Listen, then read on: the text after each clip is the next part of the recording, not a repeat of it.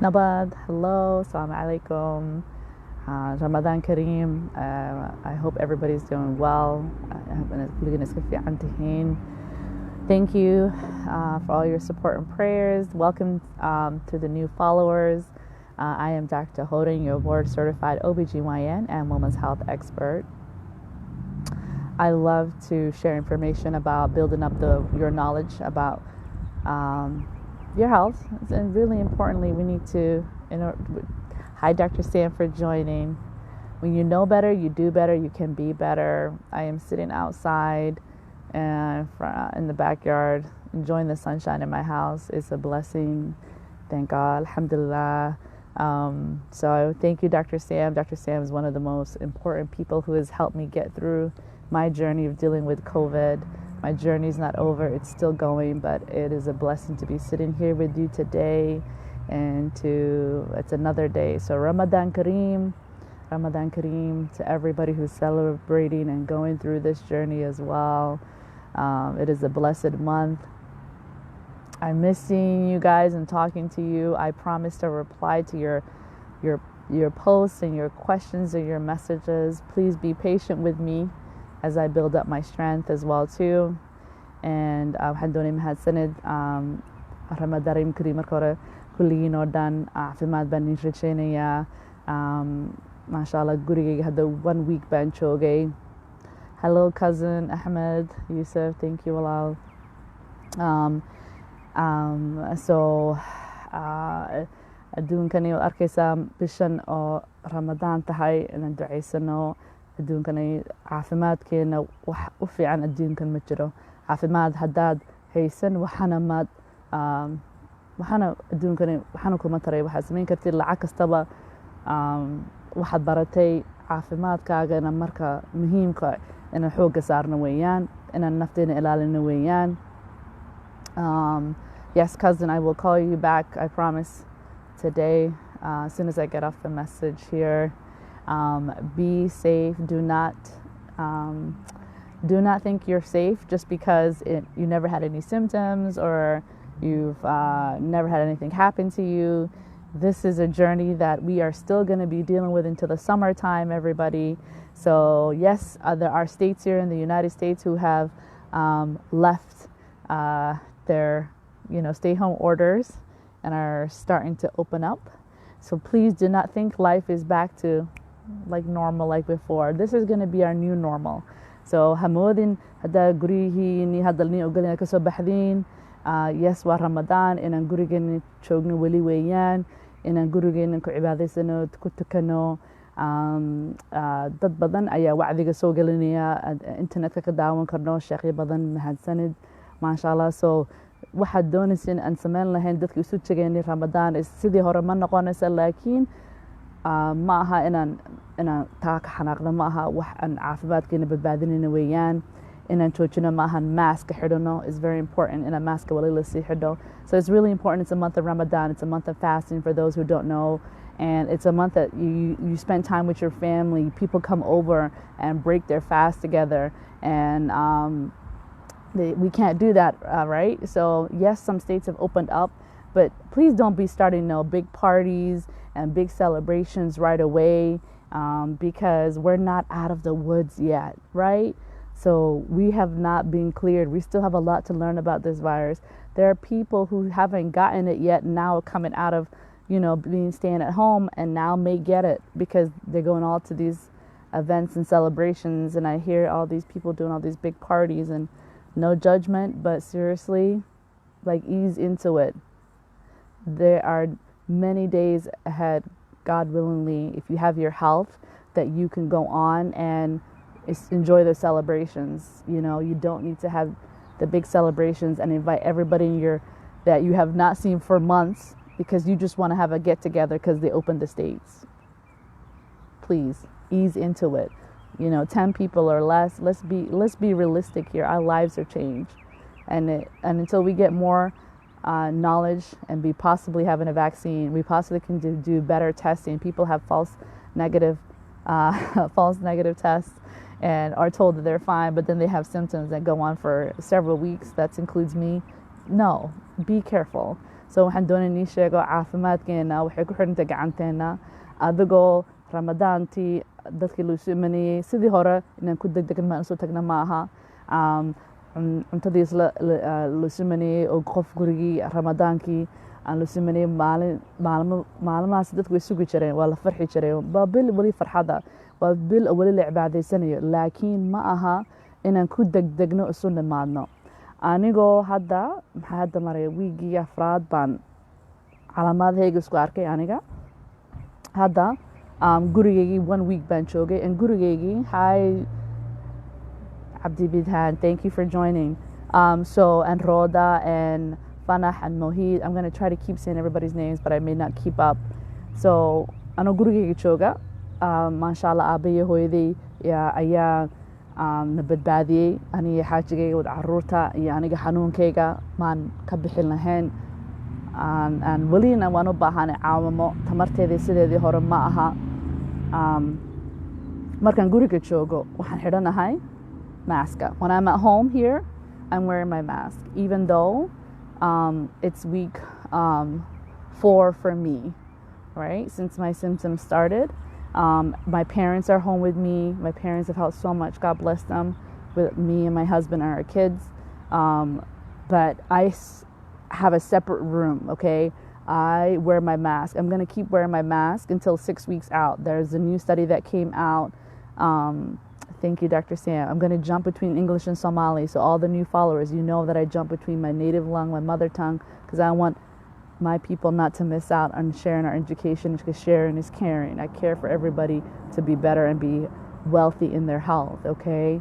So I'm still wearing a mask, even though it's 4 weeks out for me. And I'm going to keep wearing this mask. I have like 3 masks. So a good doctor has shared that she was having, you know, I wear a mask, and so that I switch it around every 2 days. So I kind of have my 3 masks that I push around and keep on, because I don't want to spread it to my parents, especially my parents are older. I don't want to spread it to my kids. I don't want to spread it to my husband. I wear my mask when I go out of the house.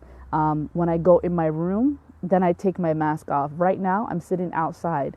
I know the kids are not going to be outside in the backyard for later, a few hours, right? So I'm sitting outside without my mask, so I can feel a little bit like a normal person, okay? And I can enjoy the sunshine, the vitamin D I'm getting. Dr. Sam is my doctor. She's on here with me. She's helping me get back a track of my health. She's a great naturopathic physician, and I believe in holistic functional medicine along with traditional medicine. So keep that in mind. So I want you to be understanding that don't just rush into things like if nothing has happened. You have to learn from the lessons that we have learned right now, and there's more learning to come, right? So I'm keeping my mask on. I believe in that study. Yes, there was less people of it, but it was a good amount of people in that study, and I don't remember the number, so don't quote me on it.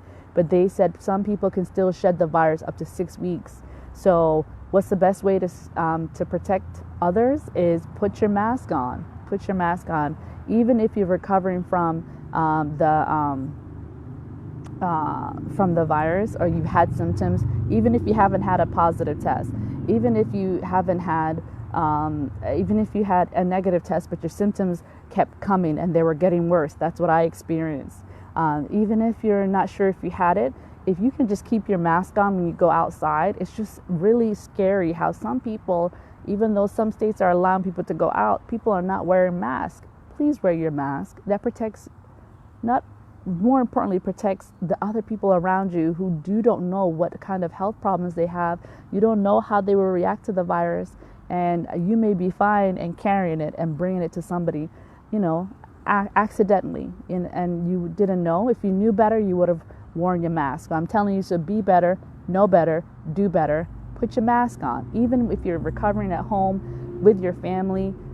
If you can be in a separate room, please be in a separate room. I'm in a separate room. I have my own air filter that I had with me when I was in the hotel.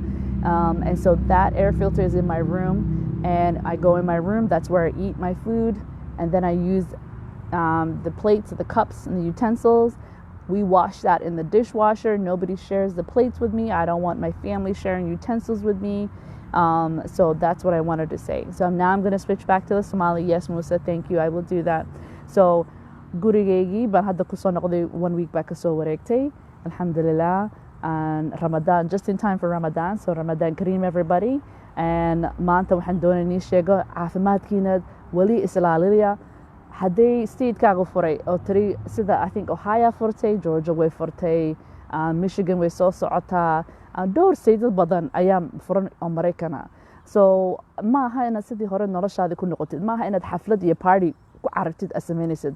Wallahi waan ka naxsanahay dumar baa ka sheekeynay inay tagaan party hadda iyo baby shower iyo aroosyo iyo waxaasi. Inaan aayar ka fikirno weeyaan sida nolosheeni ku soo noqon karnaa sidii dadka lu soo tagayay. Waan ogahay inaad doonaysid dadkeeni ehelkiina soo eegtiin waa Ramadan, waa bil oo cibaadaysan weeyaan oo dadkeena isu tagno oo sidii taraaxiiduna loo tago. Taas inaan ka fikirno weeyaan in lagu degdega ma aha. Wali cudurkani dadkii way isku waafafinayaan, dadkii wali way u dhimanayaan. Allah naxariiso dadkii dhintay oo dadkiina ehelkiina ka dhinteen, Allah naxariiso. oo dadkiina hadda cusbitaal ku jira ayaguna iloo badbaadiyo waan u ducaynaynaa. laakiin inaan degdeg ku cararno ma aha. Anoo 1 week gurigeyga hadda imaaday ayaa mask wali xidhanahay. Hotel 3 week joogay. Weegiin ugu dambeeyay mask waan xidhanahay. Caruurtooda maalin kasta waxay weydiinayaan goorbaad mask iska saaraysaa. way ka naxeen. So but aabahay hooyaday baa nala jooga, xaajigeeda jooga, caruurteeda jooga. Anigu noloshada ma doonay inaan cudur qof kale u keeno. Ma fahanteen? Idinkuna saa u fikirtiin weeyaan. Maskan waxaa xidhanayaa ilaa 6 week ka bacdi calaamadahan isku arkay inaan joojiyo. Waxaa ka dhacayna maskaskani markuu qofku handiso hadlo, hadal dawaaq ku hadlo oo heeso oo waxaasoo dhan markaasaad viruska ayaa dadka ku waafifin kartaa. So waxay fiican tahay markaasi inaad maskaaga xidhitid. So maskaaga markaad dukaanka tegaysid, markaad meel muhiim u tegaysid, taa inaan kasii fikirno nolosheena weeyaan. wax muhiim baad u bixi kartaa, laakiin wax xaflad iyo aroosyo iyo fartanbax iyo waxaas baby shower waxaasi wax nolosheena taasi maaha in maanta ku degdegno aan samayno. xafladahaasi waa la sugi karaa intaa wax laga ogaanayo. hadda albaabihii la furay inaan aayar tartiib socono weeyaan, inaan dadka isu imanayno. haddaan khasabtahay isku dimaadna 10 qof ka yar isu imaada ma fadlag. naftiina ayaa wali dirqi ku jirta, taa ogaada. So mask waan xidhanayaa ilaa 6 week ka bacdi. Studygaas oo researchkaas yiraahdeen dadka wali ay cudurka waafifin karaan ilaa 6 week waa nii post garanayaa. dad badan wadankeeni guri oo Muqdisho hadday Soomaaliya oo dhan tahay ayaa la soo tusaya dadkii markaa la aasiyo inaan dadkoodii ehelkoodii ay ka daba tegay. dad badan oo qurubihii u raacayaan. Allah naxariiso dadkaasi. laakiin inaan inakuna hadda albaabihi hadda Mareykan loo faray inaan dadkii dhintay qofkii Allah naxariiso gurigood u ducayn kartaa. marka waa la yiri la islaaliyo. dadkii oo meedkii keenayay ayaa dhar cadcad ku xidhan oo jirkooda dhan isqarinaya. inakoo tagno inaan tagno ma aha xabaalaha adigoo just waxaan even mask waxaan xidhan xabaalaha. dad yar inay tagaan weeyaan. dhowr waxaa la sheegaya 40 qof ayaa dhimanaya maalintii xabaalo lagu arkayo. intii dadka arki jiray meel 8-9 qof maalintii dhimanaya, hadda 40 qof aa dhimanaya. So wadankeeni iyo hadda anakoo qurbaha joogna dadku wali waa dhaqankeeni waa diinteeni in qofku markuu dhinto aan u tagno alla dareerkii la soo eego masaajidka la tago oo qofka loo duceeyo. waxaasoo dhan waajib way tahay. waajibkii laakiin adduunkii baa isbedelay maanta. waajibkii wali sidii isku mid baad u gudi kartaa. taana inaad ku dadaashin weeyaan. qofkii iyo dadkii cudurka ku dhacay si kale u dayday inaad caawisiin oo u taageerisiin. maanta waxaa dhibaatadan ku dhacday cadii ba hadda yaraatay. aniguna ma doono in badan aan hadalka nagu sii ya badiyo. taa ina ogaatiin weeyaan. dhibaatadan dhacday maanta inaan degdeg ku cararno banaanka ma aha. de banaan ku caragno maanta maxaad ka faa'iideysaa hadduu cudurka ku dhaco? maanta maxaad ka faa'iiday intaasoo dhan aad islaalinaysay aad meel kale inaad ku carartid, aad banaan kale iyo party iyo wax u tagtay. taana ma fiicna. So it's not worth going out to big parties, celebrations, large events, just because you have been cleared by your state, or you follow the directions of the people who are the ones taking care of the sick, your healthcare teams. All right, we're telling people to take precautions. It's important that we have to be careful. If you're going to go to an event, be 10 people or less for now, as we start to learn how people are going to react to having the stay-home orders be released. Okay, and don't be scared to tell people, I'm sorry, please don't come over. That's protecting you and your family. Please wear your masks. Don't forget your mask. Put your mask on. If you are dealing with the virus, if you've had the virus, still have your mask on. Protect your loved ones and other ones around you, okay? Little things can make people feel good about themselves. Whatever you can do, encourage your fellow brothers and sisters. Do not feel like they are, don't make them feel bad for getting this virus or getting sick. Nobody, chooses to get sick. Please encourage them. Please support them. Don't treat them like they're, infected and you can't be near them. Of course, keep your distance. Call them, support them that way, but don't feel like that it's okay to, just to ignore everything we've learned these last several weeks. It feels like months, but it's not months, but it feels like many, many months that we've been kept inside. I know how you feel. I totally understand it. وأنا دريمية وأنا فهمية وحدونتين دتكينا أركتين سوت مادين عافماتكينا intaasoo mas ilaalinaysiin wixii aad ka baranay wiigagan aan soo dhaafnay bishan soo dhaafnay iyo waxaan dadku waxay moodeen manaha 6 bilood ee guriga lagu xidhay intii dadkii hore aad arkin telefoonkaad wici kartaa inaad wad la hadli kartaa sidii hore laakiin aayar degdeg dadkii soo noqdaan maaskiina xidha islaaliya duceysta gurigiina ku duceysta dadkii u duceeyay cusbitaalka jiifa maanta oo dadkii dhintay la naxariiso qof kastaba dhibaatadu cudurkan ku dhaco isku mid ma aha dad bay ku qaadataa 14 maalin ka badan inay soo caafimaadkoodii iyo sidii khasab 100% kuma noqon sidii hore laakiin aayar ayuu caafimaadkoodu soo noqon karaa. So it's just not 14 days, guys, that it takes for somebody to recover from this. So do not feel like you have to do everything like you were doing before. You can get out of your normal routine for weeks, and it's not fair for everybody to think that that you are going to be fine because after 14 days that you're going to be fine, or 7 days you're going to be fine. You can go back to doing everything you were. Not everybody's going to understand your journey, and you don't have to explain yourself to anybody. Take the time to take care of your health and build up your strength, build up on your mental health. It's really important. Sometimes, unfortunately, this virus affects people's mental health and makes them hallucinate and see things that are not there and overreact to things. And unfortunately, I do believe that there was, unfortunately, recently an amazing ER doctor who killed herself. And we believe the virus, and I agree, that affected her brain. She was asked to come back 7 days later. Sometimes that's just too soon for people to do that. And if your job is pushing you to come back sooner, it's okay. Take the time for you to recover and take care of your health, because you only have one life to live. We can't bring people back to come back to life. It's as simple as that. You can build up and work back your money, do things that you may lose in the process, but once you lose your health, your life, nobody can bring that back. That's all God. That's all God Mighty who's in charge of that. I would say dadkii oo cudurkan ku dhacay caafimaadkiina maalin kastoo daciif wuu noqon karaa, wuu soo kordhi karaa.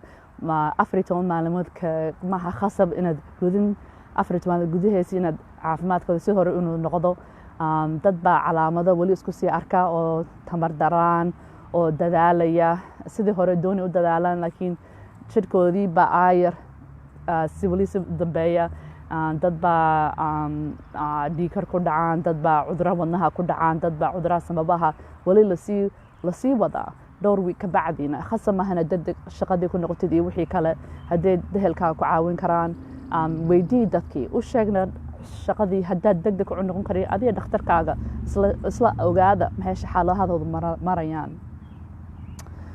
gabadh dhakhtarada oo New York ahayd oo ka shaqaynaysa cisbitaalka ayaa wallaahi ka xumahay oo isdishay wiigan waxaa ku dhacayna cudurkii coronaviruska gabadhaana waxa cudurkani jirkaaga wax badan iska bedeli karaa maskaxdana uu ka mid yahay waxaad arkeen ayaad moodayso dhacayaan oo af ingiriisi lagu yiraahdo hallucination qofkii oxygenkii baa ku yar sidii maskaxdooda u fakarayaan sidii hore ma aha dadkii madluun bay noqon karaan so waxaa fiican qof dadkii aad ogahay cudurkan hayaan aabaheed wallahi wuu calacalay wuxuu yidhi inanteedii markaan la hadlayay bay ku jirtay waan ka dareemay inanteedii sidii hore ee farxad ahayd oo shaqada jeclayd waxay aragtay dad badan oo dhintay ay doonaysay caawiso intay ambulance laga soo saaran ba ayay dad badan dhinteen so ayada in badan isku qoomeynaysay maxaan dadkan caawin jiray laakiin adduunka waan ognahay anaku haddaan dhakhtarin nahay waxaan baranay ilaahayba ayaa talada leh qofku markuu dhimanayo ilaahayba talada leh intaan dadaali karin waan dadaali karnaa laakiin sidaan nidhi caafimaadkiina inay idinku dadaashin weeyaan ilaahay inaad ducaysatiin weeyaan laakiin ilaahay mu odhan iska tuur jarka ilaahay mu odhan jarka iska tuur God didn't say go jump off the cliff and let me see if I will save you, right? So why would you take the chances with your health now and hope that God will protect you? God will protect you, but he didn't say go take a chance unnecessarily. Learn, be wise. Don't make unnecessary decisions and risks that are not worth taking a risk. Going to funerals fully packed and seeing people who have died of COVID just to see them for what? Pray for them unless you want to take the chance and join them, unfortunately, by passing away too. Not worth taking your life. Seriously, let's overcome this. And this is just not in Islam. There are people in many religions who are preaching the same thing too. God will save me, whether they're Christian, Muslims are saying the same thing. God will save me. God said, learn, be better, whatever you believe in, whatever you call your God, whatever spiritual beliefs you have, do better. So, dadkeenu waxay moodayaan sida gaalada oo badan oo kuwa ay yiraahda ilaahay bay caawanaya oo laakiin God so ilaahay mu odhan laakiin jar iska tuura aan eego haddaan ku qaban karo oo aan kaa qaban karo inaad dhimatid wixii lagu qoray cidna kaama joojin karta laakiin dadaal maa lagu odhan inaad yareysatid maaha dadaalkiina yareysatiin maaha so calaamaha cudurkan COVID-19ka maaha keligeed qof baa weydiiyey mahadsanid calaamaha keligood ma aha qufac xumad iyo neefta qabanaysa saddexdaas ayaan wigigii hore odhanaynay qufac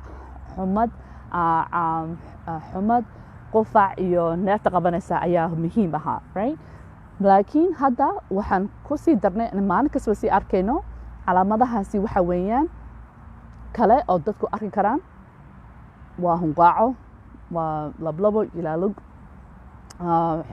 shuban qofkii dareemaya daal badan oo doonayeen waxay samayn kareen sidii hore daal si kastaba jiibsadaan oo daalka ku badanayaan marka labaadna waxay dadku dareemi karaan especially waayeelka halmaan badan oo garanaya meeshay joogaan way khalkhalsan yihiin taasa la isku arkay waayeel keligood ma aha qofku markuu oxygenka maskaxdiisa uu ku yaraato sidii hore u fakarayay ma fakari karo so taasa muhiimana taa ogaatiin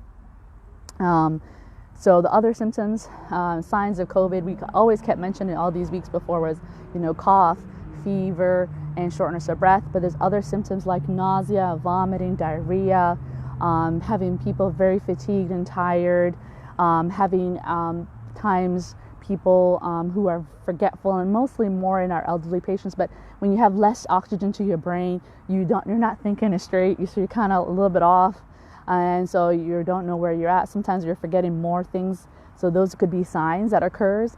So for you to possibly have the virus, just because you don't have a positive test or just because you weren't able to get the test does not mean that you don't have the virus. And I want people to not have that stigma about that. You can have it and you can have a false negative test.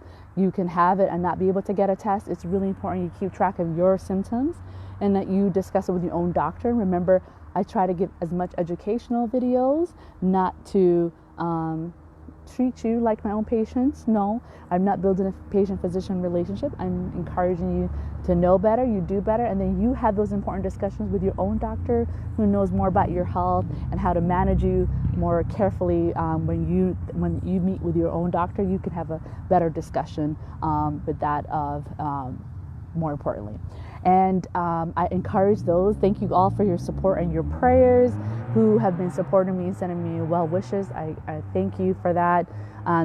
Dadka inay ogaadaan weeyaan anoo dhakhtarkiina miihi, laakiin waxaan doonaya ka faadaysiin hadalahan caafimaadka inaad baratiin, and adiguna dhakhtarkiina inaad u sheegtiin maxaad la kulantay, waxaasad farqadii ka fahantay, dan ayaga kuu sheegi kana gooni ahaan caafimaadkaagu wuxuu adigu u fiican lagu sameeyo. So please know I'm not giving medical advice. Please do not send me your personal medical questions. I will try to direct people. I'm trying to catch up of ways you can learn more about those general topics, and I will try to keep up and give more general topics. I'm getting tired, guys, so I can tell my breath is getting more tired as I talk to you, but I'm grateful to do this and finally be home with my family. I know how it feels for those who are struggling with this. It's hard to explain it, but I will explain it more, my experiences. But I just wanted to come on here. I was really scared and seeing the videos of people back home who are going to, there's 40 people, 40 graves, and there's hundreds of people that came to say goodbye to their loved ones, which is very sad, but it's not worth taking the risk and dying and getting the virus while you're there to say goodbye to your loved ones. And so I had to come on and get my energy up to speak with you guys today. waxaan doonay inii sheego ma fadlag caafimaad baan ii rajeynayaa reer dadka ka dhintay markaan video arkay oo ehelkooda arkayeen muqdisho 40 qof maalintii la arkayo inay dadku 40 qof hadday ka badneen maanta la marayo ay dhintaan oo markaas lagu 100 qof oo ka badan oo ka daba yimaadeen ehelkoodii maca salaama ku yiraahdeen u daceeyaan dadkaasina maxaad ogtahay markay reerahooda kale ku noqdaan inay cudurkii ayaguna ka qaadeen isku sii waafafiyeen imise qof ma baahnin dadkeena wadankeeni maxaa ka soo wareegay imise sano 30 sano ka badan ayaan dhibaatadan ku jirnaa haday la sheegay really 1990 ayaa sheekadan la bilaabay oo wadankeenu baaba'ay intaas dadkaas oo ka soo gudbay dhibaatadan intaas oo dhan oo maanta tiradeenu aan sii yareyno because ma maqleyno dhakhtariintii idinkana ag jooga dhakhtariintiina maqla wadankii jooga oo caafimaadkiina ni doonaya in caafimaadkiina badbaadiyaan ma fadla gurigiina jooga taasna ka naxsanahay dadkeenu caafimaadkii qalabkii ma haysano dadkeenuna si dhab yar ayay noloshooda u qaadanayaan inay waxaan ka kici karaan wax weyn ma aha maalin ka badan intaas badan ma maalintii dhimanaya laakiin inakoona dadkeena sidaa dadkeena yaraadeen runtaan sheegna oo wadankeenu dadkeena saamo badna haddaan maanta wadankeena dadkeenu dhintaan dad badan yaa noo hadhaya so ma fadlag dadkeena waan nii rajeynaya inaad dhakhtariinta maqashiin wadankiina dhakhtariintiina haddaad dhakhtarkii xanuunsado dhakhtarka wadankeena ma badna hadday ayagu xanuunsadaan maantana dowladdu joogta wadanka walaa haddaad tahay muqdisho puntland somaliland kulligeed oo dhan dowlad kastaba meeshooda dadkooda ag joogaan maanta inay dhakhtariinta inay maaska siiyaan weeyaan inay mashiinkii siiyaan weeyaan dhakhtariintaasi dhakhtariintu way nagu yaryihiin hadday ayagu dhintaan maanta yaana badbaadin nurseski hadday dhintaan yaana badbaadin aakhirkii waxaan ku rajeynayaa inay carruurteeda arkaan waddankay ka yimaadeen waddankan hooyadood aabahood ka yimaadeen inay arkaan laakiin maxaa u hadhaya so taan ka fikirna weeyaan so we have to consider our people our need our help and whether it's here or back home and our people, and I say my fellow Americans and I say my fellow Somalis back home, each community has their problems. We don't have all the equipment here for all of our facilities, but we're doing our best. But back home they don't have as much in Somalia, and we have to do better to protect our physicians and our nurses there. There's not many of them to protect the population, and our population will decrease greatly if we don't listen to the advice of the doctors there and the doctors here who are giving you advice. My amazing other doctors are sharing advices with you, and I'm just going to share their videos as well too. So it's really important that we listen. We have nothing to gain, just to let you know, by sharing this information with you. We have nothing to gain. Personally, we have more to gain when we see our people are surviving here in the United States, around the world, and wherever you are, you can share that information and protect your fellow brother and sister and do what is necessary to protect them. You know, at the end of the day, do unto others as you'd wish others to do unto you. So if you would want to not be exposed by a virus by somebody's careless acts, then do that. Put your mask on. Stay home. When it's unnecessarily to go to major events, then don't do that. Just simple things. So I pray for you guys. Ramadan Kareem. I'm going to go back inside to my family. I need a rest today. I talked a lot. I didn't plan to stay on this long, but I'm grateful for that. I could talk that long today. So take care, and I'm going to put my mask on. I'm going to keep my mask on. I've got 2 more weeks with my mask. I can't wait for it to come off. In the meantime, stay blessed. Ila afimad bani Richenia, Ramadan Kareem, and mahad sanid. Allah naxariista dadkii dhintay iyo dadka caafimaadkooda maanta dirqi ku jira cusbitaalka ku jira oo guriga jooga oo dadaalaya in caafimaadkooda inay soo kabaan. I pray that you get healthy. For those that are struggling to get their health back, important. I will be having more people on here who share their wisdom and help to get us through this journey together. Don't be scared.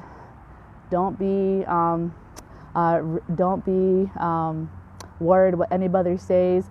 And thank you, Jibo. I don't pay attention to the negative people in my comments or chats because, you know, at the end of the day, I'm bringing education and positivity energy to you guys. It's Ramadan, you know, it's no need to be negative. Be respectful, and if others are not respecting you, then you can just ignore them because they don't matter. They don't. So do your best.